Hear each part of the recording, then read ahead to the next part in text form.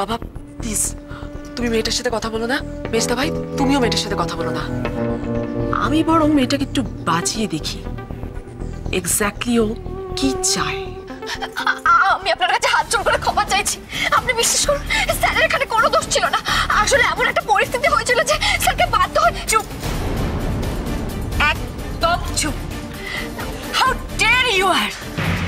তোমার মতো একটা চিপ মেয়ের সাথে না I just don't want to speak. তোমার সাহস তো কম নয়। শ্রীনা আর্য কথা বলছে আর তুমি মাঝখানে ইন্টারফেয়ার করছো। সাহস দেখেছো পুচকে মেয়েটা? হ্যাঁ, আচ্ছা তুমি কেন ওপর পড়া হয়ে কথা বলতে যাচ্ছ? বড়রা কথা বলছে। Arya is my would be husband and that's it. Trina, see, I'm really sorry, Trina. দেখো, for God's sake, তুমি ব্যাপারটা একটু বোঝার চেষ্টা করো। দেখো, আমি একটা খুবই কঠিন পরিস্থিতিতে পড়ে আমি দিয়াকে বিয়ে করতে বাধ্য হয়েছি।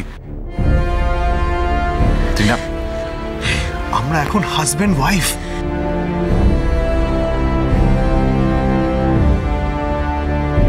I am no more your would-be husband. Understand, Trina? তুমি কিন্তু আমাকে এইভাবে গ্রান্টেড নিতে পারো না আর্য। এই টোটাল সিচুয়েশনটাকে তুমি এতটা সহজভাবে দেখতে পারো না।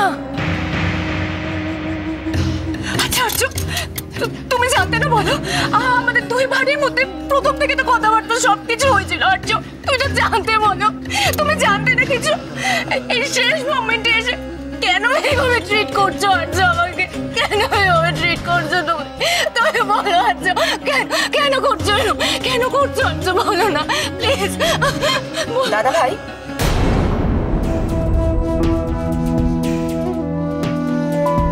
I have a simple solution. তুমি ওকে খেলাবে বলে বিয়েটা করেছিলে, খেলা হয়ে গেছে, ও জিতেও গেছে, ব্যাস।